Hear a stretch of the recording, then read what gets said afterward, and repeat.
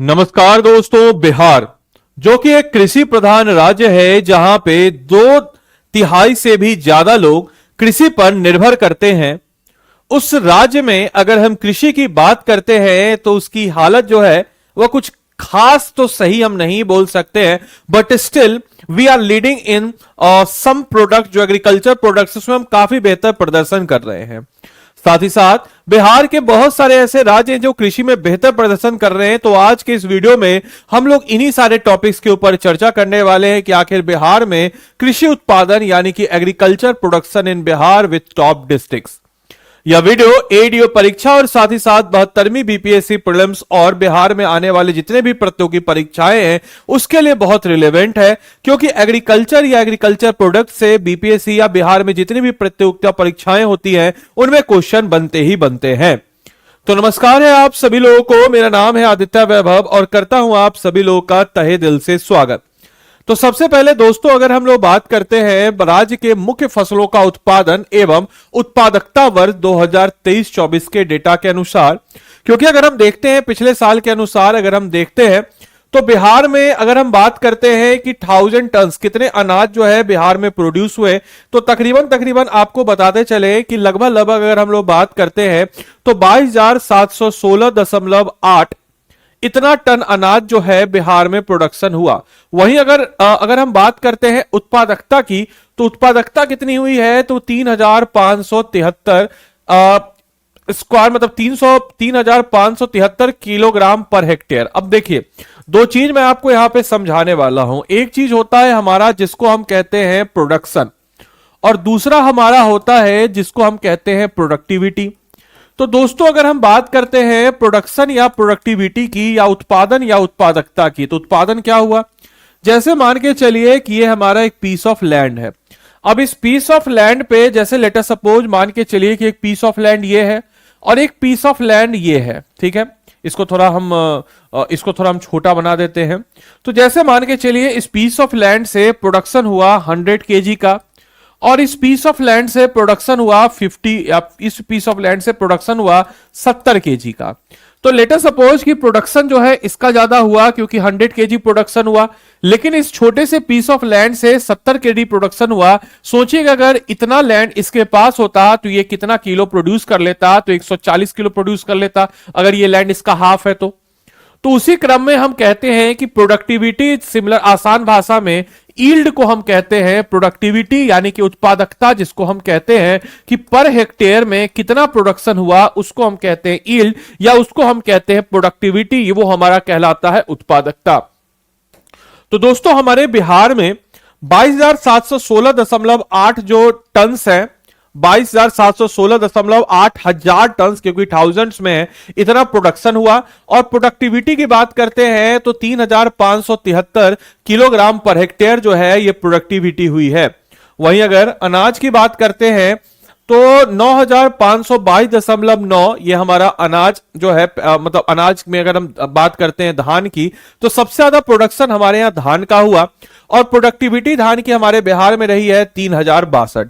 वहीं दूसरा important crop यानी कि गेहूं की बात करते हैं तो गेहूं जो है 7306.7 हजार टन जो है ये क्या हुआ, तो गेहूं का प्रोडक्शन हुआ और प्रोडक्टिविटी जो है 3,211 प्रोडक्टिविटी रही। तो याद रखिएगा, प्रोडक्टिविटी जो है गेहूं की बेहतर है, प्रोडक्शन भले ही धान का बेहतर, लेकिन पूछ लिया जाए कि प्रोडक्टिविटी जो है किसकी बेहतर है तो गेहूं की बेहतर है एज कंपेयर टू धान। कभी स्टेटमेंट बेस में क्वेश्चन आ जाए। वहीं अगर मक्का की बात करते हैं तो मक्का की प्रोडक्टिविटी देख करके शायद आपको एहसास हो कि क्या जबरदस्त प्रोडक्टिविटी है, यानी कि 6,138 किलो पर हेक्टेयर के हिसाब से मक्का की प्रोडक्टिविटी रही है। वहीं प्रोडक्शन की बात करें मक्का का तो ये तीसरा इंपॉर्टेंट क्रॉप्स हमारे बिहार का है।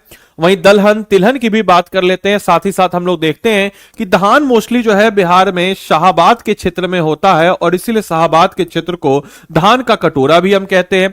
गेहूं भी सबसे ज्यादा बिहार में रोहतास के जिला में होता है। और मक्का की बात अगर हम करते हैं तो मक्का का कटोरा बेगूसराय कटिहार के क्षेत्र को कहा जाता है। वहीं दलहन जो है पटना के क्षेत्र में आपको अच्छा खासा, और तिलहन जो है पटना का मोकामा का क्षेत्र जो है दलहन तिलहन के लिए जाना जाता है। इस बात को भी दिमाग में आपको रखते हुए चलना है।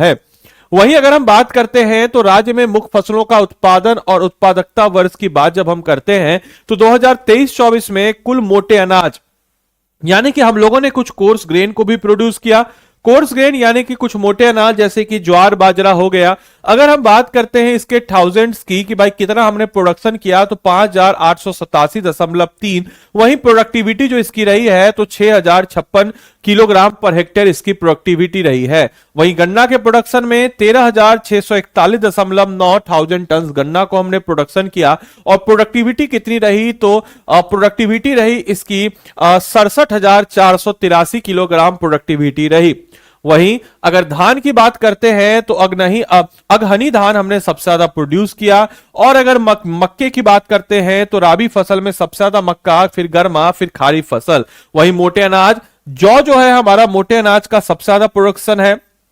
जौ सबसे ज्यादा बिहार में कहां पे होता है तो लिख लीजिएगा, जौ सबसे ज्यादा बिहार में वेस्ट चंपारण में होता है। बाजरा की बात अगर हम लोग करते हैं तो बाजरा सबसे ज्यादा बिहार में गया में होता है। और अगर हम लोग बात करते हैं रागी की तो रागी की बात अगर हम करते हैं या कोदो, सावा, ज्वार, ये सब आपको गया के क्षेत्र में। इसमें एक और है जिसको हम लोग कहते हैं मरुआ।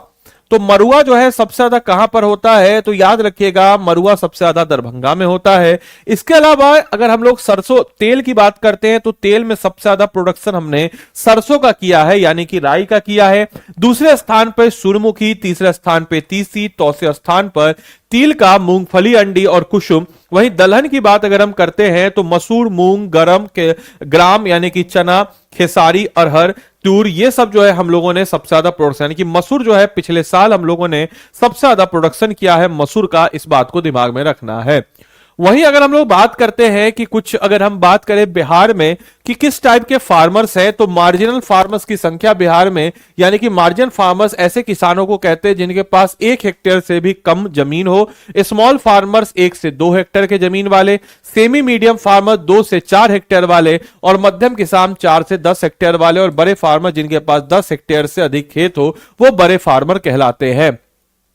वहीं अगर हम बात करते हैं हमारे बिहार में कि हमारा जो भूमि उपयोग है वह कैसे हुआ तो ऑब्वियस सी बात है कि लैंड यूज पैटर्न अगर स्टेट की बात करते हैं तो इसकी बात अगर हम करते हैं तो 9359.6 हजार हेक्टेयर जो हमारा भौगोलिक क्षेत्र है जो मतलब समझिए कि भूमि उपयोग का अगर लैंड यूज पैटर्न स्टेट में देखें जिसमें फॉरेस्ट लैंड जो है 621.6 हजार हेक्टेयर है। टोटल कल्टीवेटर लैंड जो है ये 4246.8 हेक्टेयर है। नेट सोइंग यानी कि जिसमें शुद्ध बुआई गया क्षेत्र है वो कितना है तो वो है अगर हम बात करें तो 5112। वही शुद्ध बोया गया क्षेत्र सबसे ज्यादा बिहार में कहां पर है तो भोजपुर में है लगभग 80% और बक्सर की भी बात करते हैं तो इन दोनों जगह पर लगभग 80% जो है नेट सोन एरिया हमको सबसे ज्यादा नजर आ जाता है। वहीं ग्रॉस सोइंग एरिया की बात अगर हम करते हैं तो 7268.8 हेक्टेयर है और क्रॉप कंपेशन यानी कि अगर हम बात करते हैं तो 1.42 हजार हेक्टेयर जो है यह आपके समक्ष आपको नजर आ जाएगा। क्रॉपिंग पैटर्न अगर हम बिहार की बात करते हैं तो सबसे ज्यादा हम खाद्यान्न यानी कि फूड ग्रेन्स को ग्रो करते हैं, फिर सीरियल्स को करते हैं, फिर दलहन को करते हैं, फिर गन्ने को करते हैं, फिर ऑयल सीड को करते हैं और फिर फाइबरस क्रॉप यानी कि सबसे ज्यादा हम लोग अनाज को करते हैं। अनाज के बाद हम लोग सीरियल्स को, फिर पल्सेज यानी कि जिसको हम कहते हैं दलहन, फिर गन्ना, फिर तिलहन और फिर फाइबरस क्रॉप जैसे कि हम कह सकते हैं जूट वगैरह जो है फाइबरस क्रॉप में आ गया। रेशेदार फसलों में जूट जो है जिसको फाइबरस क्रॉप कहते हैं बिहार में उत्पादित होने वाला मुख्य फसल है। इसके अलावा आपको बताते चले कि जूट के प्रोडक्शन में बिहार दूसरे स्थान पे आता है आफ्टर पश्चिम बंगाल। बिहार का पूर्णिया जिला जो है ये जूट के प्रोडक्शन में सबसे आगे नजर आता है। विगत वर्ष की यानी कि पिछले साल की तुलना में सिर्फ एक गन्ना ही ऐसा फसल है जिसके उत्पादन में हमको कमी नजर आया है, बाकी सारे के सारे लगभग फसलों में हमने बेहतर प्रदर्शन किया है। वहीं अगर हम बात करते हैं कि शुद्ध बुआई जो है ये कितना है तो 5112.8 यानी कि 54.6%। सर्वाधिक अगर हम बात करते हैं कि शुद्ध बुआई गया क्षेत्र जो है एरिया वाइज बता रहा है, परसेंट वाइज नहीं, एरिया वाइज अगर हम बात करते हैं तो पूर्वी चंपारण, पश्चिमी चंपारण, रोहतास और सबसे कम शिवहर, अरवल, जहानाबाद। ये क्या है एरिया वाइज है। परसेंट वाइज में मैंने आपको बताया है कि सर परसेंट वाइज में बक्सर और भोजपुर जिला जो है ये 80% जो है इसका शुद्ध बुआई वाला क्षेत्र है। वहीं अगर हम बात करते हैं यहां पर सकल बुआई यानी कि ग्रोइंग जोन एरिया जो है सबसे ज्यादा पूर्वी चंपारण, रोहतास, पश्चिमी चंपारण और न्यूनतम जो है अरवल, शिवहर, जहानाबाद। क्रॉप डेंसिटी की बात करते हैं तो क्रॉप डेंसिटी क्या होता है पहले इसको समझिए। जैसे मान के चलिए एक पीस ऑफ लैंड है, इस पीस ऑफ लैंड पे मान के चलिए कि हमने चावल उगाया, इस पीस ऑफ लैंड पे हमने रबी सीजन पे गेहूं उगा दिया, तो क्या हो गया हमारा एक ही पीस ऑफ लैंड है, इस पे हमने दो फसल उगाया, तो इसका क्या होगा क्रॉप डेंसिटी, तो 2 हो जाएगा, यानी कि इसका क्रॉप डेंसिटी हो जाएगा 200%, राइट। या जिसको हम कह सकते हैं 2 कह सकते हैं क्रॉप डेंसिटी, यानी कि एक पीस ऑफ लैंड पे। तो स्वाभाविक सी बात है कि इसीलिए क्रॉप डेंसिटी आपको 1.42 नजर आएगा, यानी कि जितना लैंड है हम लोग उससे ज्यादा प्रोडक्शन करते हैं, क्योंकि जनरली ऐसा देखा गया है कि कोई भी जो एक लैंड है वहां पे 2 फसल तो उगाई ही जाती है, लेकिन फिर भी सोचिए 1.42 यानी कि 2 से कम डेटा है हमारा, तो सही चीज तो नहीं कह सकते हैं। खैर सर्वाधिक जो क्रॉप डेंसिटी सुपौल जिले में नजर आती है, फिर जहानाबाद में, फिर बेगूसराय में, और लोएस्ट जो है क्रॉप डेंसिटी पूर्णिया, गया और गोपालगंज में मौजूद नजर आती है।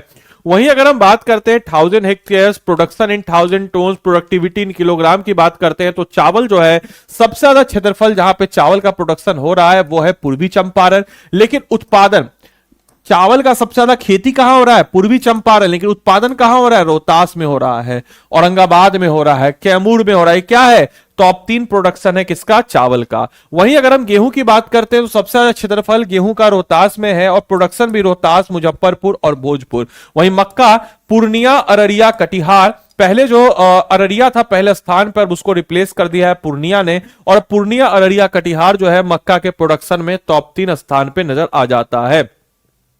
वहीं फ्रूट्स की बात अगर हम करते हैं तो आम का एक विशेष क्वालिटी होता है जिसको हम कहते हैं अगर हम लोग बात करते हैं तो आम का एक विशेष क्वालिटी का होता है जिसको हम कहते हैं जर्दालू आम। जर्दालू आम को मिला हुआ है जीआई टैग, वो भागलपुर का है, बट प्रोडक्शन जो है सबसे ज्यादा बिहार में मालदा आम का होता है और दरभंगा जो है इसमें लीड करता है। दूसरे स्थान पे पूर्वी चंपारण, तीसरे स्थान पे मुजफ्फरपुर मौजूद नजर आ जाता है। वहीं अमरूद की बात अगर हम करते हैं तो अमरूद जो है रोहतास की बात करते हैं तो रोहतास पहले स्थान पर है, फिर दूसरे स्थान पर पटना है और तीसरे स्थान पर वैशाली है in terms of production of guava, in terms of production of अमरूद, याद रखिएगा। वहीं लीची पे एक तरह लीची और आम जो है मतलब फेवरेट है मेरा, इसलिए फेवरेट है क्योंकि आम जो है, आम में दरभंगा बहुत लीड करता है और लीची हमेशा हर साल लीड करता है, ये बदलता नहीं, क्योंकि 1 नंबर 2 नंबर में बहुत गैप है और बहुत गैप होने के कारण जो है चीजें ज्यादा बदलती है। लीची में मुजफ्फरपुर का शाही लीची जिसको मिल रखा है जीआई टैग, पूर्वी चंपारण, वैशाली। वहीं अगर हम केला की बात करते हैं तो केला सबसे ज्यादा कहां पे, तो भागलपुर, याद रखिएगा। लास्ट ईयर केला जो है मधुबनी में था सबसे ज्यादा, उसके पिछले साल वैशाली में था, लेकिन पिछले बार भागलपुर ने बाजी मार लिया। भागलपुर, कटिहार, वैशाली जो है केला के प्रोडक्शन में प्रथम स्थान पर है।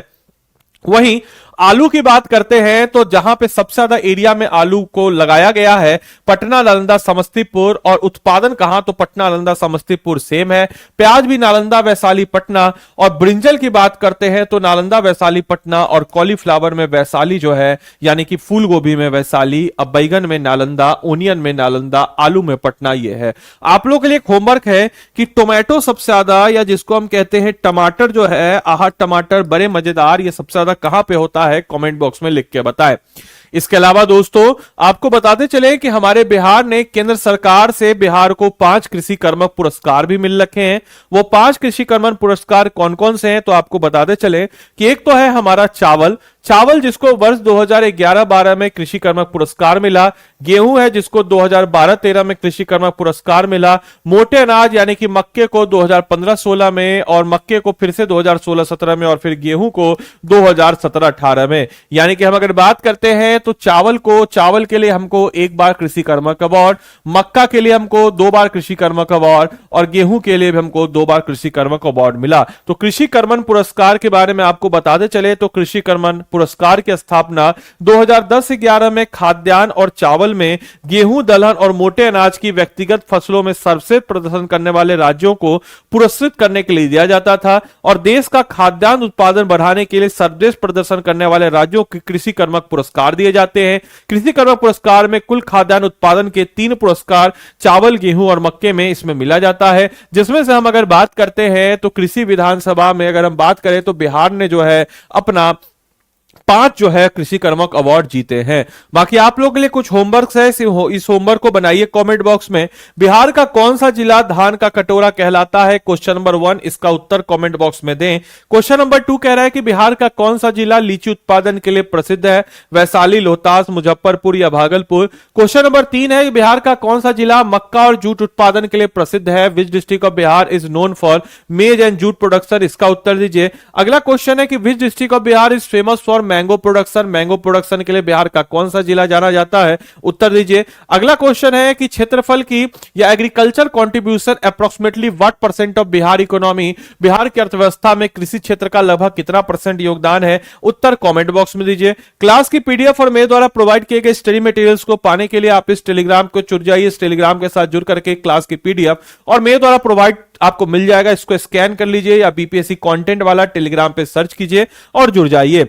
अपार्ट फ्रॉम दैट आपको बताते चले कि आप लोग के समक्ष जो है बीपीएससी एडीओ का लाइव बैच है, आप चाहे तो इसके साथ इनरोल भी कर सकते हैं। लेकिन आपको यह भी बताते चले कि हमारे जो अभी जितने भी हमारे कोर्सेज हैं उन सब पे आपको मिल रहा है भारी छूट, क्योंकि अभी चल रहा है ग्रेट लर्निंग सेल। आपको बताते चले कि अगर आपको हमारे पेड बैच के साथ जुड़ना हो और अपनी तैयारी को मजबूती प्रदान करना हो तो स्टेट पीसीएस पे जाएंगे, बिहार पे जाएंगे। बिहार पे जाने के बाद आप देख सकते हैं कि आरंभ 13.0 बैच आपके समक्ष है। इस आरंभ 13.0 बैच पे आप बाय नाउ पे जाइएगा और ये इस बैच में पहले सुन लीजिए आपको क्या क्या मिलेगा, उसके बाद आपको खुद लगेगा कि भाई दिस इज द बैच, ये बैच जो है हमको इनरोल करना चाहिए। सबसे पहले तो इस वाले कोड को हटाइए, क्योंकि आपको हम देंगे इससे ज्यादा डिस्काउंट वाला कोड आदि लाइव कोड लगाइए। देखिए 7,999 अभी ऑफर प्राइस में मिल रहा है, यानी कि 40,000 का कोर्स आपको 7,999 में मिल रहा है। इससे अच्छा बेहतर क्या हो सकता है आपके लिए? तो देखिए आपको हम कैसे पढ़ाएंगे इस कोर्स में, समझ लीजिए। जैसे मान के चलिए कि इस कोर्स में आपका हिस्ट्री से शुरू हुआ। अब जैसे आपने हिस्ट्री को पढ़ा, जैसे लेट अस सपोज कि आपने हिस्ट्री का एक चैप्टर पढ़ा, जैसे फॉर एग्जांपल आपने हिस्ट्री का पढ़ा और सिविल डिसोबीडिएंट मूवमेंट। अब सिविल डिसोबीडिएंट मूवमेंट जैसे आपने चैप्टर ने आपको मास्टर ने पढ़ाया, आपको इस बैच में मिलेगा मेंटोर। मेंटोर क्या करेगा? तो सिविल डिसोबीडिएंट मूवमेंट से रिलेटेड एनसीईआरटी जो है कौन से चैप्टर में है, कहां पर है, आप उसको पढ़ेंगे।